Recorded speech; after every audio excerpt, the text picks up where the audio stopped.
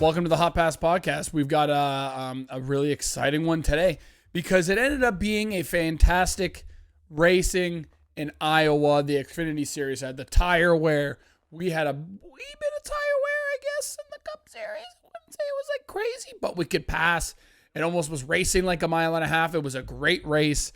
Please still come to Canada, but let's go back to Iowa. Get rid of one of the Richmond races, and let's go back to Iowa. So before I get deep into it, make sure that if it's your first time listening to the Hot Pass Podcast, and if it's not and you haven't done so already, go to your Spotify, your Apple, wherever you listen to the audio podcast. Make sure to give us a rate. Give us 5 stars, baby. You know what it is.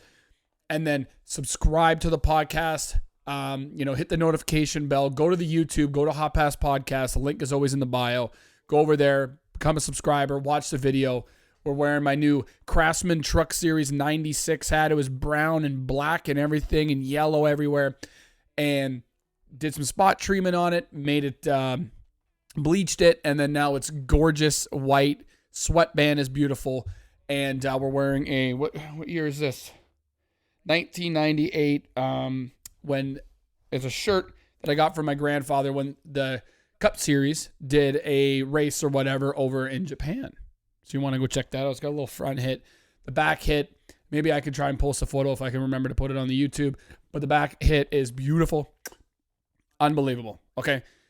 So make sure to go over to @FurlongEric_ on X, Instagram, and TikTok. We've hit now 20,000 views on the TikTok video about Haley Deegan. So we're going a wee bit viral, little baby. Okay, and we're going to have some hot takes, and maybe we'll pop up on TikTok and Instagram and everything this week as well. So go over there. It was a bad betting weekend for us. I'm absolutely broke inside and broke in the bank account after the Cup Series race, but that's okay. So make sure to go over to the Action Network, follow the bets. It's not every week that we have bad weeks, but they're going to happen every once in a while. And who would have thought certain drivers that were favorites would absolutely be dog poop. Okay, so go listen to that, or go subscribe to that and go follow @FurlongEric_. All right. So, I mean, where do I start? Okay. Like, how about we start off with practice on Friday? Can we just have 50 minutes of practice every single week for the Cup Series? Please.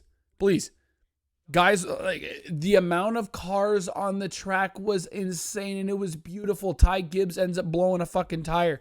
And then all of a sudden, Christopher Bell gets in the wall trying to play some sort of strategy or whatever after they learned doing the tire test about back in March or whatever the hell it was. And then they screw up, or back in April, whatever the hell it was.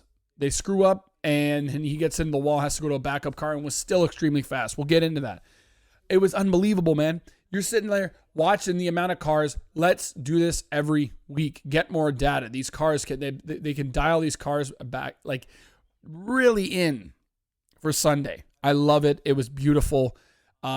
Please, for the love of God, NASCAR, let's do this. Oh no, we want to make sure everybody saves money. I don't care. I want full 50-minute practice and nothing else. All right. I think we're all on the same page at this point that some guys can dial their shit in and they get a lot more data points.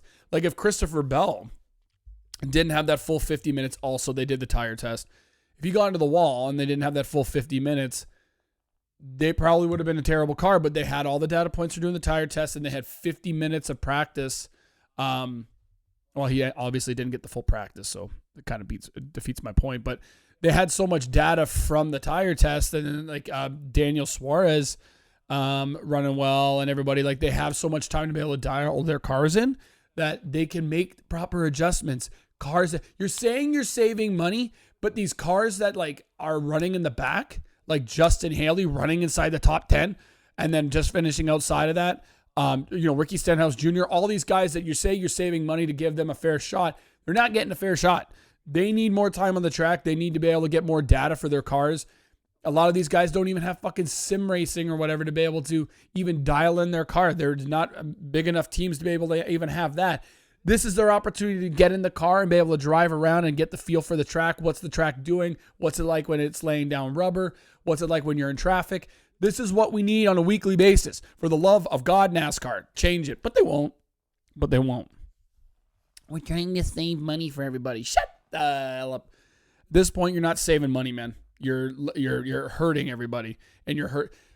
When Amazon and TNT get the practice and qualifying for next year, they better be hounding about, look at the on-track performance when it comes to 50 minutes. Everybody, I'm tuning in. I know all my buddies are tuning in.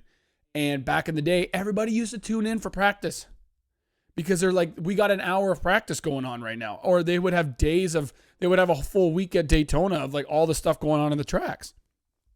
Like, you need more on-track time to be able to have more viewership. Everybody for F1 watches what's going on the tracks Friday, Saturday, and then obviously the race on Sunday. Why can't we have that? Let's do it more. Now, when it comes to Saturday, the qualifying, we lost money in qualifying on our qualifying matchup bets because we just decided to just have one round. Now, I understand Denny Hamlin got booted out, but still, it was so fucking stupid. Now, at the same time, cars were everywhere. We didn't even know. I said I was going to go light, and then just before the race on Sunday, I ended up putting a bunch of money on Denny Hamlin and Kyle Larson, and then that just did not play out well. So I should have just listened to my gut, and we're having second thoughts today about putting all the money on Kyle Larson and Denny Hamlin. But usually on a weekly basis, that would hit, but it was just not it. But also, let's talk about Xfinity. I mean, congrats to Sam Mayer. Friday, when they had practice, he looked like the worst fucking car, man. He's like, I can't even drive this thing. It's terrible. I thought the same kind of mindset with Truex, and then Truex literally does nothing either. And a high tire wear kind of track, how it's playing out to be, it looked like on the Saturday race for Xfinity, you think that Truex and Denny Hamlin and Kyle Larson would be class of the field. Kyle Larson was, but decided to be a fucking ding-dong, dumbass retard, okay? So, and retard is like mentally challenged and slow, right? Like somebody that has learning disabilities. Well, that's what he has. Kyle Larson, he's a modern day Mario Andretti. All right, I'm going to step back. We're going to get into that. We're still on Friday and Saturday, and we're talking about Xfinity. Calm down, Eric. Sam Mayer looked like absolute dog poop, and this is the only reason I didn't take him. He was sitting at like 12 or 14 to 1, and I'm like, I can't trust it. And he's a top 5 machine, and we said that on the Friday morning betting show, and we've said it last Monday, and we've said it consistently that Sam Mayer is a top 5 goddamn machine. So, but it's just like, I was like, I cannot trust that. It looks terrible to see him running like 25th, and then luckily their qualifying gets rained out, and so he gets track position, and whatever they did to the car, he was top 5 all fucking day. And I'm sitting there like, oh my God, now I'm not going to put a live bet because I just don't feel right about it. And Chandler Smith, we take Chandler Smith. Saturday and Sunday, we both take favorites on this track, thinking that they would pay out, and Chandler Smith didn't, and fucking Kyle Larson didn't. So look at us here. Look at us being ding-dongs, taking favorites. Watching the next week at Loudon, it's going to be the favorite weekend, and then all of a sudden, I'm just sitting here going, you can't hit him. I can never hit him properly. So anyways, Sam Mayer goes and wins the race. At this point, I saw a list of he's won at, Texas, we hit that, baby. He's won at road courses. He's now won at short tracks. I think at this point, the only thing he hasn't won at is Super Speedway. I mean, but other than that, which is all basically luck anyways, he is I'm going to say it, and I think I've said it before, he is the number 1 driver on Junior Motorsports. Allgaiers fell down to Tier 2. Then it goes Sammy Smith and then Brandon Jones. And at this point, Sam Mayer is class of the field. I'm really, really, really, really pissed off at myself for not taking him as a championship outright for a future. Because man, oh man, oh man, oh man, oh man, this man can win everywhere. A little hurt for Riley Herbst. Riley Herbst looked really good, but I think that nose that was pushed in on him or whatever late in the race really affected the speed of the car near the end of the race. But Sam Mayer, man, I don't even know what else to say. Going from being like 25th in speed or whatever it was, I'm just giving a rough estimate of a number because it was not good in practice, and then going and winning the race and being a top 5 car. I mean, Roto Rooter is the paint scheme. I saw that a couple weeks ago at Fan Day. Saw the shirt that was coming out, and got a little sneak peek of it. And I'm sorry, Ryan Williams from Junior Motorsports. I'm sorry, Junior Motorsports in general. I did not take Sam Mayer. But I think we've hit him every single time he's won at this point. So I'm really pissed. Other than his first win, I didn't see that coming. But then we were at Watkins Glen, and then he won that shit, and I was losing my mind. At this point, Sam Mayer, I feel like the numbers are going to be washed up for us now. I don't think, if you ever do see him a plus 200 number when it comes to, just before the race, after practice and qualifying, take it for a top 5. Take it for matchups. I told you guys, Sam Mayer over Jesse Love.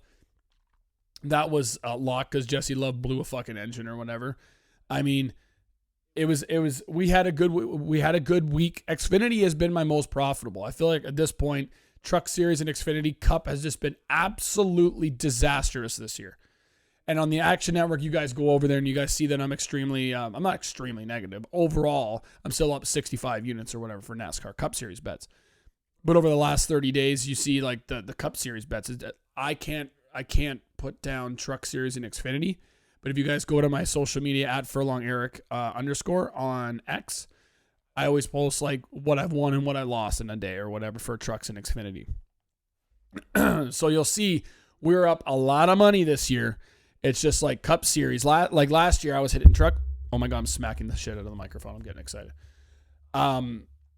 Last year it was Truck Series and Cup Series. We're smoking the field. Unbelievable. And then now it's Truck Series and Xfinity, and Cup is taking a hit. I think it's a lot of it has been, I'm kind of all over the place. So we're finishing up with Xfinity. So we're done with that. Congrats to Sam Mayer. But let's move on to Sunday. It has been one of those years where the late race restarts have been unbelievably hurtful for us. I talked about that a couple weeks ago. And then now it's the new tracks and then not really trusting my gut instinct. My gut instinct said just leave it. We'll live bet a couple of guys, which we did. We live bet Kyle Larson. We live bet Chase Elliott, who looked like he was coming and just couldn't pass late in the race. We live bet Alex Bowman, who looked really good, and we had the top 10. That was like the one bet that we really did hit at plus 250. That was a great bet. Hendrick Motorsports looked good all day, and Kyle Larson was not a bad bet. It's just he fucking being an idiot. So we're going to get into that. But it just seems like I got to go back to the drawing board on what I'm taking. I'm going to go extremely light during the week. I'm not going to be betting heavy on favorites. I'm not going to bet stage winners because that's what really hurt me. I lost like 9 units, but that's because I bet Kyle Larson choked the first stage and let Ryan Blaney go win it. And I'm like, okay, this is just already going to be a bad day. Denny Hamlin was already absolutely falling back, and I bet him stage winner. And that was just abysmal. He was down a lap by the end of the first stage. Like, I'm just sitting there, and I bet him heavy top 3, Denny Hamlin top 3, and we all thought that Denny Hamlin would have been class of the field. Seems like his kind of track. And then they just had dog poop of a car. We bet Martin Truex early on in the week. Dog poop of a car. I bet him top 5, 6.5 to 1. Dog poop of a car. Brad Keselowski, dog poop of a car. And we bet him top 5. Chase Elliott, I talked about I might take him top 5. I might take Bubba Wallace top 10. And I was really thinking taking Chase Elliott top 5. And I went, I'm going to just wait. I just want to see. I'll live bet him because I think he could win the race. And we live bet him even more and still couldn't win that either. And Ryan Blaney gets redemption. But we're going to go into the bullshit caution that happened. It's just, I think I'm going to go back to maybe like now we're getting back to tracks where we're not at road courses. We're going back to traditional ovals. We've been there before. Lots of statistics. Iowa, said I was going to bet light, didn't go with my gut, and bet heavy, and it was a new track, and we didn't know how it was going to go. And I'm regretting all of it. That's for damn sure. But now we're back to Loudon, which is New Hampshire. And I think it's going to be a traditional style track. Similar thing. We know the setups. The guys have brought cars there before. They've been here for fucking years. So I think we're going to go back to regular things. I think the stage matchups when we get them on Bet365 and stuff, that'll be one of our things that we could really, really hit and hit heavy. because that's where our most profitable is. And I'm going to look at the weather because, like, the only thing I was really pissed off to start off the week, and I knew it was already going to be a bad week for betting, is right when it started off with qualifying on Saturday. I'm going to lose my voice here. When Caesars doesn't have a cash out option. And so when I saw that they're going to only run one stage or whatever, or one run of qualifying for Group A and Group B and then not do a final round because they're getting close to the start of the Xfinity race, I just wanted to pull my money out. And that's one thing that I got to look at the weather. I didn't realize it was even going to rain. I thought everybody was saying it's supposed to be nice that weekend. And I was really pissed off at that because we didn't hit either one of those. So, yeah, 9 times out of 10, Denny Hamlin probably would out-qualify Christopher Bell on a track like that. But, yeah, I was not happy about that, and it just fell apart the whole fucking weekend. And I'd like to thank Xfinity for fucking putting on a hell of a show and us being profitable with a Sammy Smith top 5. Told you about that. All right, we're all over the place. I'm just getting pissed off, and I'm still upset. So let's break down the race on Sunday. Started off with Kyle Larson on the pole, Ryan Blaney there second, starting off in the front row, and Seabell goes to the rear or whatever, and he had a hell of a car still with a backup car. Unbelievable. But we had Kyle Larson to win stage 1, and he chokes it, and Ryan Blaney goes and wins it. And Kyle Larson, it just seemed like he had probably the best car. Seabell late in runs or whatever was really, really good. Starting in the back really screwed him. I seeing it on Saturday or on Friday, Christopher Bell, if he wouldn't have crashed, it was going to be a Kyle Larson or Christopher Bell kind of day. And I think Kyle Larson had the best car that was on track all day, and he really screwed himself. So stage 1 went just abysmal for a lot of guys. I mean, Denny Hamlin going down a lap, like, whoa. It's like he was giving up. He was smacking Kyle Larson around too. I mean, got Brad Keselowski falling back from like starting 6th or whatever all the way down to like 20th and stuff, or like the mid-teens. He fell off. Bubba Wallace. Tyler Reddick was like fast at first, and then he fell off. I mean, like we thought it was going to be a Toyota weekend. I think everybody did. Everybody had Toyotas on their card. One of my buddies or whatever, he said, I've got Christopher Bell, Denny Hamlin, and Tyler Reddick were his 3 bets. And I'm like, what are you going to also buy a Toyota Camry this weekend too? Like, cause like, dude, everybody was taking Toyotas. I was like, let's all go to the dealership and we'll see if we can get a discount price on Tacomas and some Camrys and stuff. Cause at this point, like everybody was on it, man. I was going to bet a Ford or a Chevy number to fucking, for a manufacturer bet, because I was just like, man, like, it's just crazy how much a Toyota was a favorite. And we would expect it from what we've seen all year. The downforce. I got bad allergies, so my boogies are fucking having an issue up here in my nose. But I mean, just the way we saw it all year with Toyotas, you think that they would have performed. Well, they were not consistent at all. It was Chevys and fucking Fords, dude. The Penske guys show up, I guess, on repaves, man. I mean, Ryan Blaney's had speed. Now, do I necessarily think he should have won the race? No, but we'll get into that. And so anyways, stage 2 goes on, and I think it was in stage 2 where we end up having a bullshit caution. I can remember, yeah. You have like 5 cars going down with tires going down, and they're slow on the track, and they're getting into the wall, and then they come down. We don't call cautions. Okay. Christopher Bell's running a strategy. He's running long. He comes down, and then all of a sudden they're caught back in like 16th or 17th place or whatever. And because Daniel Hemrick blows a tire or gets into the wall ever so lightly and they call a caution. What are we doing, NASCAR? What are we doing? We're just making up shit, dude. The phantom cautions, god damn it. And then that fucked everything for the rest of the race. It was a great race. We had passing. It was racing like a mile and a half. Instead, you call Daniel Hemrick ever so itty-bitty slightly kissing the wall. And you call that a caution? What is going, how? I've said this in the podcast previously, on the HOT PASS podcast, is the fact that You just make up cautions whenever you want, dude. You guys are inconsistent. What is a caution? We don't know at this point. You have guys with tire and debris fucking flying on the goddamn track. Just 15, 20 laps prior to that. Not even. And then all of a sudden, Daniel Hemrick gets into the wall. That's a caution. Okay, so either you don't trust Daniel Hemrick to be able to correct himself, and you're just assuming that he's going to be absolutely terrible and blow his car up in the middle of a turn, or you're just like, we need to fix. We don't like actually what's going on the track. How? If that's what your idea is, that you don't like what's going on the track, well then I don't understand what NASCAR likes.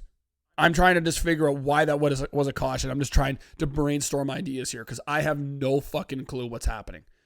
We're all sitting there and the internet goes into a frenzy. You ruined a great race.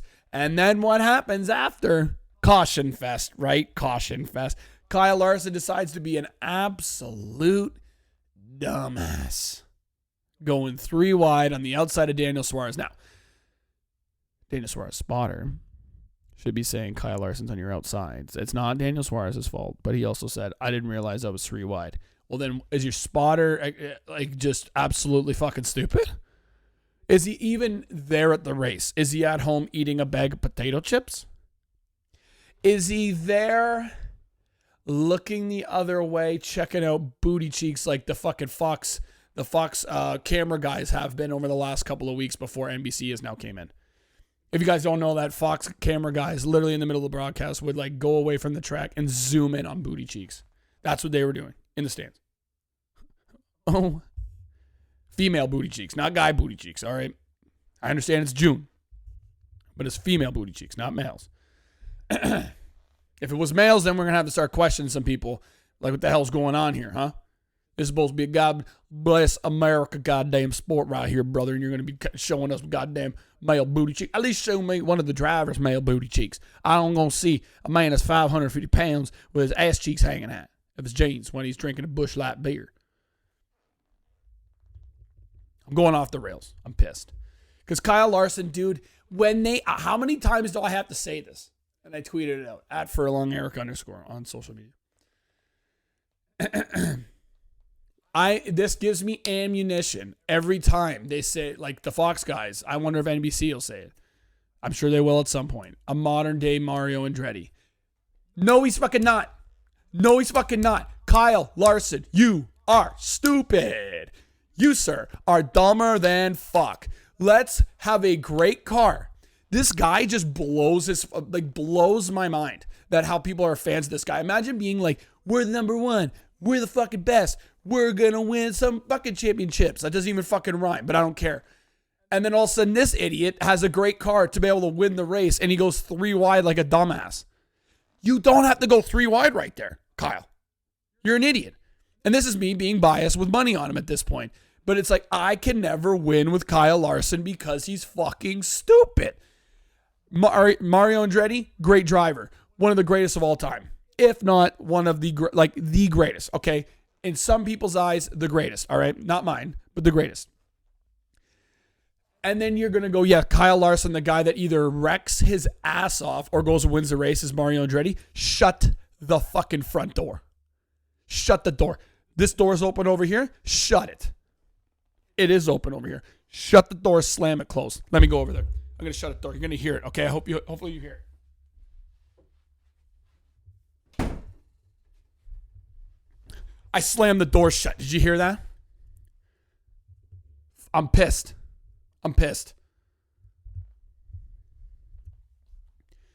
You, sir, are stupid. One time I bet you outright live. You cannot. You can't make it up, dude. You can't make it up. Kyle Larson, absolute fucking dum-dum. Biggest dum-dum in NASCAR. You can win all these races. You can dominate. You can show all this speed, and then all of a sudden you just go full, I'm going to be aggressive as hell. Dude, stop being aggressive. You don't even know that. Your wife gets pissed at you when you're dominating in bed because you just get carried away. You get carried away. You start like, she's like, oh, grab my neck a little bit. And then you start going, I'm going to fucking choke you. She goes, too far, Kyle. Too far. My face is purple now because you took it too far. Lightly, I said, Kyle. Lightly. Some girls would say that I take things too far. Actually, my family kind of says I take things too far at times. We'll be talking about something, and I go flying off the deep end, and I go, see? And they go, Eric, you took it too far. So I'm not innocent. I'm not innocent over here, okay? I take things too far. Kyle, figure it out on the track. You're fucking stupid. That's been my piece. And if you're a Kyle Larson fan, at this point, you guys are stupid if you guys do not agree with this at this point. The guy, I can't imagine being a fan of a man that's absolute misery. I am a fan of Ross Chastain and Bubba Wallace. Big fan, okay? Fan of Tyler Reddick.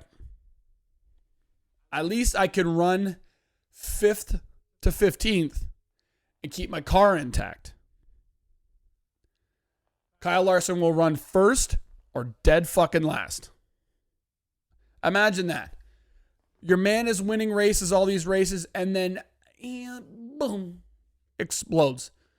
And you know he's like, oh, he could have won the race.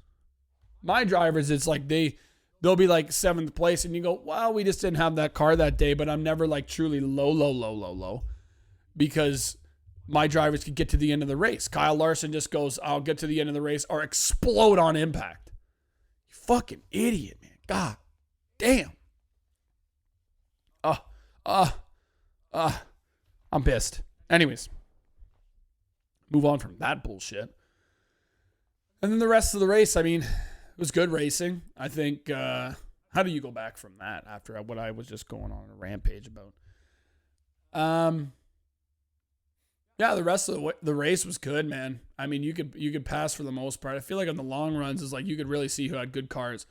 And, I mean, the third stage came along, and, I think there was like a caution with like 90 laps to go or whatever. Maybe that was the Daniel Hemrick one, but I can't remember off the top of my head. I wasn't really making notes. Anyways, yeah, it was a good race. I honestly thought Chase Elliott was going to get to pass William Byron and get to Ryan Blaney, because it looked like at one point there he had a lot of speed.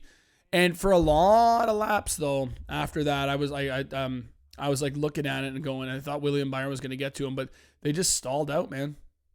Just all of them, like for maybe 10, 15 laps, it looked like Byron couldn't eat, like he was stuck at 0.7, 0.8 seconds back of Ryan Blaney. And then Chase Elliott they weren't even in traffic yet. And then Chase Elliott was like stuck about 1.4, 1.5 seconds back, and they just couldn't move. Obviously the 2-tire setup, the 2-tire strategy or whatever, not for Joey Logano, but Ryan Blaney had race winning speed. So that was a really smart play by him. Byron started obviously pouring it on at the end, but just seemed like the only guy that could pass was Christopher Bell late in the race. And he was like at one point, I think he ended up getting to 4th, and he was still like 7 or 8 seconds back, 7.5 seconds back, I think, roughly. And then by the time we were at the end of the race there, he was only about 4 seconds back. So if that late race caution, or not late race caution, but if that caution didn't happen for Daniel Hemrick, that bullshit caution, I didn't have money on Christopher Bell. So this is not bias, but Christopher Bell should have won that race. And I think I talked about it on the show or whatever, on In Between Media and the live show, and then I talked about it on the Hot Pass podcast and stuff. I've talked about it with a lot of people. Is that Christopher Bell's snake bitten, man? I mean, when he opened up at plus 350 as a favorite, if you took that, I feel so bad. Like, you should not have taken that. Like, after seeing him on practice crashing and stuff, you're like, oh my God. I was really shocked that he had speed, but he said that his car was like dead on stickers. If you guys don't know what stickers are, fresh tires, right? But late in the race or late in the runs, you got 30, 40 laps on him. He would just start flying. He could turn the car better than everybody. He could entry speed. He could get on the throttle earlier than everybody else on the exit. And he just looked really good. And I feel really bad for the guy at this point. So, I do a lot of early picks. We're about 30 minutes in here. It's going to be a short podcast because I'm just absolutely fired the hell up. But I think that Christopher Bell, you got to have him in somewhere in your card this weekend at Loudon / New Hampshire.